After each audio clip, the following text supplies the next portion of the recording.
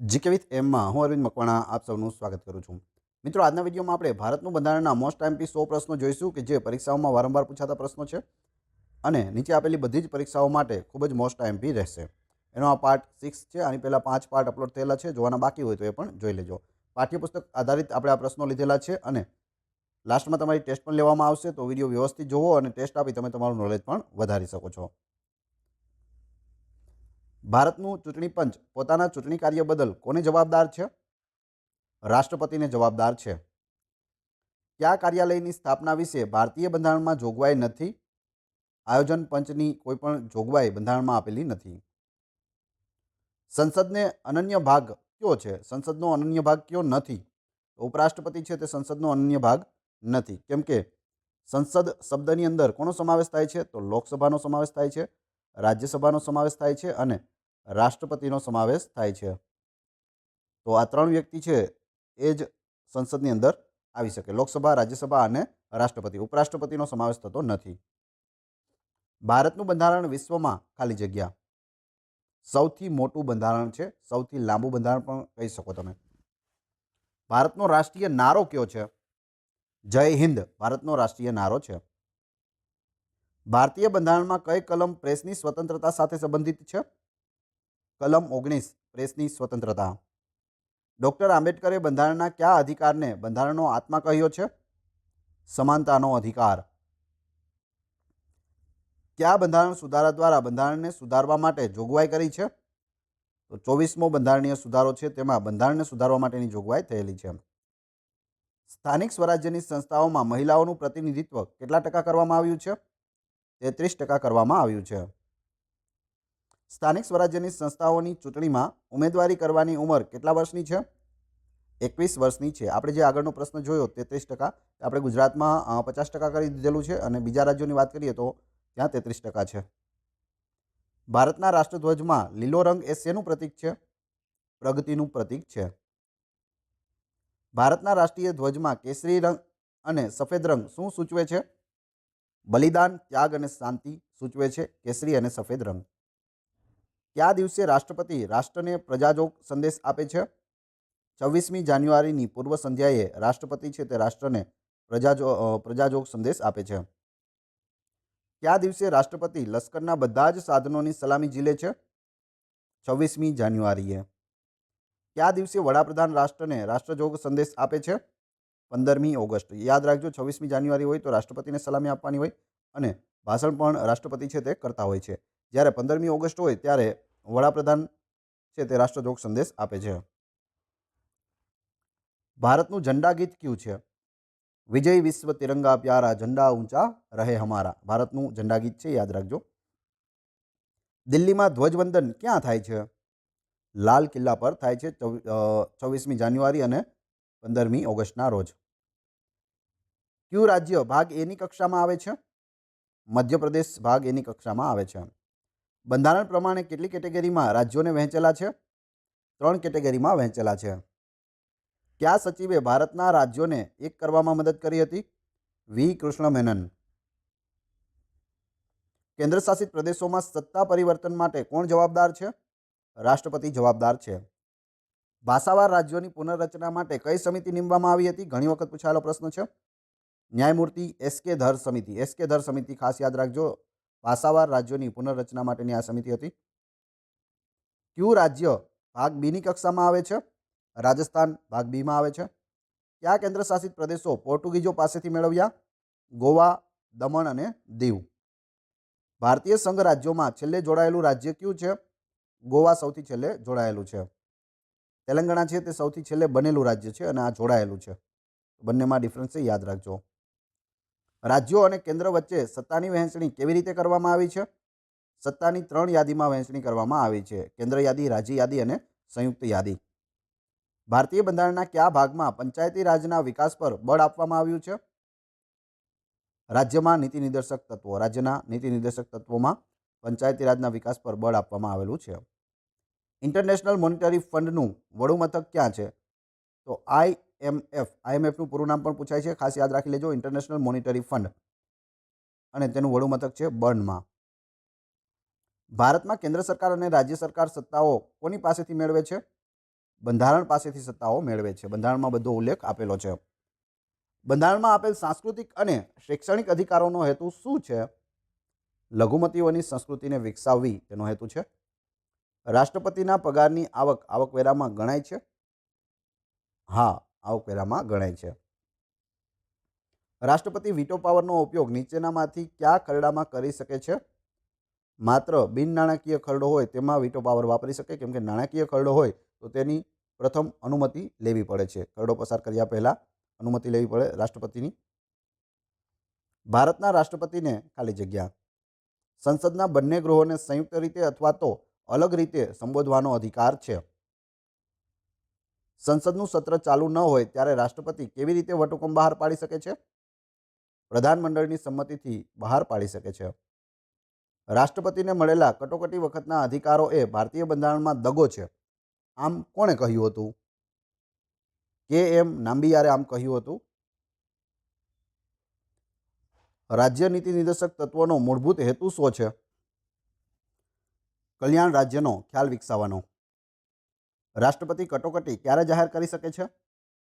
યુદ્ધ, બાહ્ય આક્રમણ કે આંતરિક વિદ્રોહ થવાથી રાષ્ટ્રપતિ છે તે કટોકટી જાહેર કરી શકે છે. ભારતમાં વાસ્તવિક રીતે સત્તા કોની પાસે છે? તો વડાપ્રધાન જવાબ આવશે. ખાસ યાદ રાખજો, વાસ્તવિક રીતે સત્તા છે તે વડાપ્રધાન પાસે છે, પણ બધા કાર્યો છે તે રાષ્ટ્રપતિના નામે થતા હોય છે. કયા કારણોસર રાષ્ટ્રપતિ કટોકટી જાહેર કરી શકે? વિદેશી આક્રમણ કે આંતરિક બળવાથી રાષ્ટ્રની સલામતી જોખમમાં મુકાતી હોય ત્યારે રાષ્ટ્રપતિ કટોકટી જાહેર કરી શકે છે. નાગરિકને રોજગારી પ્રાપ્ત કરવાનો અધિકાર એ મૂળભૂત અધિકાર છે. સમાજના આર્થિક અને પછાત વર્ગોના કલ્યાણનો વિચાર બંધારણના કયા ભાગમાં આવે છે? રાજ્યનીતિના નિર્દેશક તત્વોમાં આવે છે. રાષ્ટ્રધ્વજને માન આપવું એ દરેક નાગરિકની મૂળભૂત ફરજ છે. ભારતની બીજી સહાયક રાજભાષા કઈ છે? અંગ્રેજી. ભારતની બીજી સહાયક રાજભાષા છે અંગ્રેજી. ભારતનું બંધારણ તૈયાર કરવામાં મુખ્ય 4 રાષ્ટ્રીય નેતાઓ ક્યાં હતા? ડૉક્ટર રાજેન્દ્ર પ્રસાદ બંધારણ સભાના અધ્યક્ષ હતા. કે.એમ. મુનશી બંધારણની ડ્રાફ્ટિંગ કમિટીના એક સભ્ય હતા. ડૉક્ટર આંબેડકર ડ્રાફ્ટિંગ કમિટીના ચેરમેન હતા. અને મૌલાના આઝાદ. તો આ 4 વ્યક્તિઓ છે તે મુખ્ય હતા બંધારણ બનાવવામાં.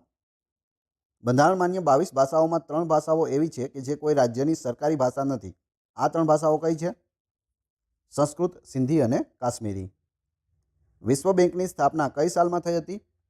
1947માં વિશ્વ બેંકની સ્થાપના થઈ હતી. ગાંધીજીની કઈ વિચારસરણીનો રાજ્યનીતિ નિર્દેશક તત્વોમાં અમલ કરવામાં આવ્યો છે? કુટીર ઉદ્યોગો, ગ્રામ પંચાયતો અને અનુસૂચિત જાતિ અને જનજાતિનો આર્થિક શૈક્ષણિક વિકાસ કરવાનો વિચાર છે તે રાજ્યનીતિના નિર્દેશક તત્વોમાં મૂકવામાં આવેલો છે, જે મૂળતઃ ગાંધીજીનો વિચાર છે. કઈ વ્યક્તિને રાષ્ટ્રપતિ વડાપ્રધાન તરીકે નિમણૂક કરવા માટે બોલાવી શકે? લોકસભાના બહુમતી પક્ષના નેતાને રાષ્ટ્રપતિ વડાપ્રધાન તરીકે નિમણૂક કરવા માટે બોલાવી શકે. ભારત એ એક રાજ્યોનો સમૂહ છે. ભારતીય બંધારણની કઈ કલમમાં આવું કહેવાયું છે?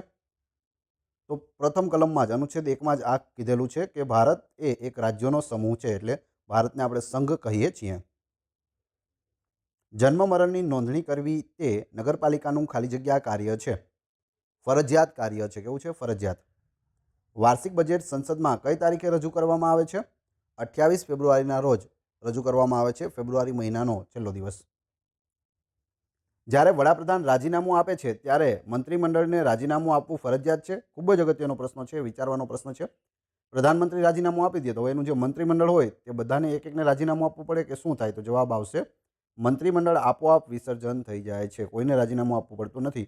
પ્રધાનમંત્રી જો રાજીનામું આપી દે તો મંત્રીમંડળ છે તે આપોઆપ વિખરાઈ જાય છે. બજેટ રજૂ કરતી વખતે સંસદને સંબોધન કોણ કરે છે? તો રાષ્ટ્રપતિ કરે છે. ભારતના બંધારણ પ્રમાણે અંગ્રેજી સહાયક રાષ્ટ્રીય ભાષા તરીકે ક્યાં સુધી રહેશે? અનિશ્ચિત સમય સુધી રહેશે. તેનો કોઈ સમય આપવામાં આવેલો નથી. જાહેર હિસાબ સમિતિનું મુખ્ય કાર્ય શું છે? સંસદે મંજૂર કરેલા રૂપિયા જે હેતુ માટે મંજૂર કર્યા હોય તે પ્રમાણે વપરાયા છે કે નહીં તે જોવાનું કાર્ય જાહેર હિસાબ સમિતિનું છે. ભારતની સુપ્રીમ કોર્ટનું મુખ્ય સૂત્ર કયું છે? જ્યાં ધર્મ ત્યાં જય. ખાલી જગ્યા ઉપરની વસ્તી માટે મહાનગરપાલિકા રચાય છે. 5 લાખની વસ્તી ઉપર હોય તો મહાનગરપાલિકા રચાઈ શકે. ટોટલ મહાનગરપાલિકાઓ ગુજરાતમાં કેટલી આવેલી છે? 8 મહાનગરપાલિકાઓ છે. 8 મહાનગરપાલિકાના નામ કમેન્ટ બોક્સમાં જણાવી દેજો. રાષ્ટ્રધ્વજ માટે કેવા પ્રકારનું કપડું જોઈએ? ખાદીનું કપડું જોઈએ રાષ્ટ્રધ્વજ માટે. રાષ્ટ્રગીત જ્યારે બેન્ડ પર વગાડવામાં આવે છે ત્યારે તેનો સમય કેટલો હોવો જોઈએ? ત્યારે તેનો સમય 52 સેકન્ડનો હોવો જોઈએ. રાજ્યની નગરપાલિકાઓ રાજ્ય કક્ષાના ખાલી જગ્યા વિભાગના વહીવટી નિયંત્રણમાં આવે છે. શહેરી વિકાસ વિભાગના વહીવટી નિયંત્રણ હેઠળ આવે છે. ભારતના રાષ્ટ્રીય તહેવારો ક્યાં છે? 3 છે. 15મી ઓગસ્ટ, 26મી જાન્યુઆરી અને 2જી ઓક્ટોબર ગાંધી જયંતિ, જેને વિશ્વમાં વિશ્વ અહિંસા દિવસ તરીકે ઉજવવામાં આવે છે. તો આ 3 છે તે ઉજવવામાં આવે છે. 15મી ઓગસ્ટ 1947ના રોજ આપણે આઝાદ થયા હતા. 26મી જાન્યુઆરી 1950ના રોજ ભારતમાં બંધારણ લાગુ થયું હતું અને 2જી ઓક્ટોબર 1869ના રોજ ગાંધીજીનો જન્મ થયો હતો. મહાનગરપાલિકાનું વિસર્જન કરવાની સત્તા કોને છે? રાજ્ય સરકારને છે.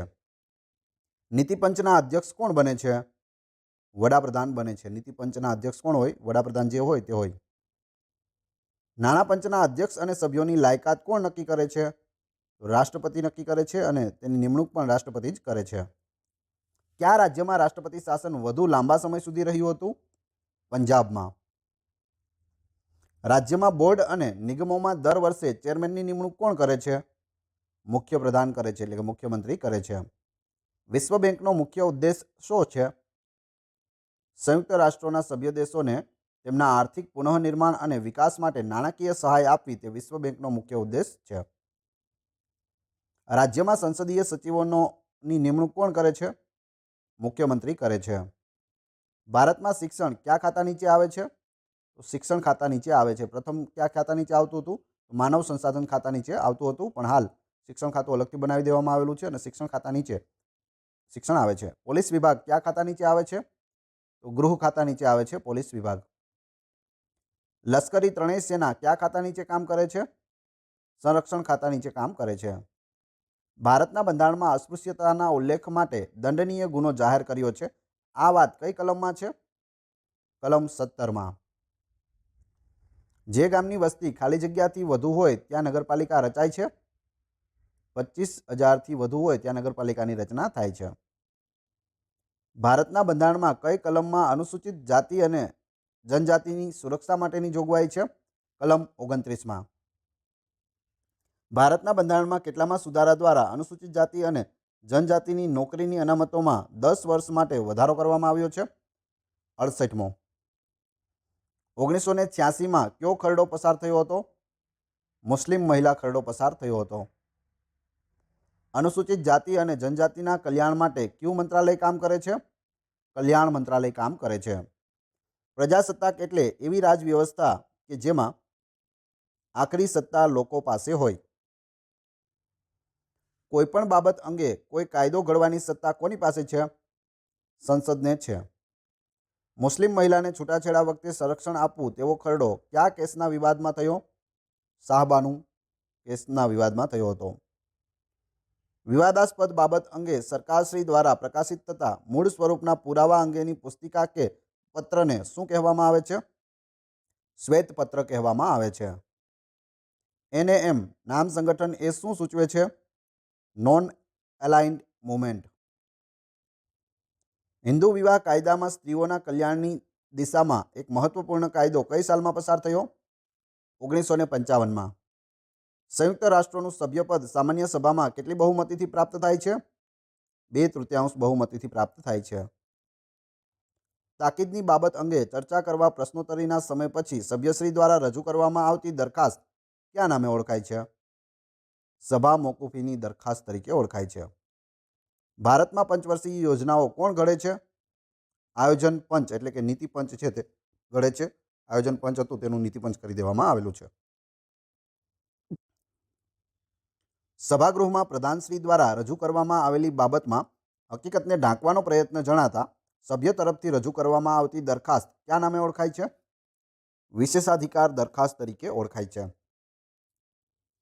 સભાગૃહની કાર્યવાહી બંધારણીય કે ગેરબંધારણીય છે તે અંગે સભ્યશ્રી દ્વારા અધ્યક્ષશ્રી સામે રજૂ કરાતા મુદ્દાને શું કહેવામાં આવે છે? પોઈન્ટ ઓફ ઓર્ડર કહેવામાં આવે છે. નામ રાષ્ટ્રોની પ્રથમ શિખર પરિષદ કયા સ્થળે ભરાઈ હતી? બેલગ્રેડમાં ભરાઈ હતી. ભારત માટે બંધારણની રચના માટે બંધારણ સભાની રચનાનો વિચાર કોણે સૌપ્રથમ કર્યો હતો? સ્વરાજ પક્ષે 1934માં કર્યો હતો. ભારત એક ધર્મનિરપેક્ષ રાષ્ટ્ર છે, તેનો શું અર્થ છે? ભારતમાં કોઈ રાષ્ટ્રીય ધર્મ નહીં હોય તથા બધા ધર્મોનો સમાન આદર કરવામાં આવશે એટલે ધર્મનિરપેક્ષ દેશ કહેવાય છે. શું ભારતના રાષ્ટ્રપતિની ચૂંટણીના મતદાર મંડળનો એક ભાગ છે, પરંતુ તેમના મહાભિયોગ અધિકરણનો ભાગ નથી? એટલે કે ચૂંટણીમાં ભાગ લે છે પણ મહાભિયોગમાં ભાગ લેતા નથી, તો એ રાજ્યોની વિધાનસભાઓના સભ્યો. BR આંબેડકર બંધારણીય સભામાં ખાલી જગ્યાથી ચૂંટાયા હતા. મુંબઈ પ્રેસિડેન્સીથી ચૂંટાયા હતા ડૉક્ટર BR આંબેડકર. હવે તમારી ટેસ્ટ. જે આપણે વિડીયો જોયો તેમાંથી તમને પ્રશ્નો પૂછવામાં આવે છે, જેનો જવાબ તમારે કોમેન્ટ બોક્સમાં આપવાનો છે, જેથી તમને ખ્યાલ આવશે કે આ વિડીયોમાંથી તમને કેટલું યાદ છે. ભારતનો રાષ્ટ્રીય નારો કયો છે? બીજો પ્રશ્ન. ભારતનું ઝંડા ગીત કયું છે? 3. ભારતમાં વાસ્તવિક રીતે સત્તા કોની પાસે છે? 4. ભારતની બીજી સહાયક રાજભાષા કઈ છે? અને 5. નીતિપંચના અધ્યક્ષ કોણ બને છે? તો આ 5 પ્રશ્નોના જવાબ તમારે ક્રમશઃ કમેન્ટ બોક્સમાં આપવાના છે. વિડીયો પસંદ આવ્યો હોય તો લાઇક, કોમેન્ટ, શેર અને સબસ્ક્રાઇબ કરવાનું ના ભૂલશો. આ ચેનલ ઉપર ઘણા બધા વિડીયો અવેલેબલ છે. તમે ચેનલના નામ ઉપર ક્લિક કરી વિડીયોમાં જઈ બધા જ વિડીયો જોઈ શકો છો. મળીએ છીએ નવા વિડીયોમાં. Thanks for watching my video.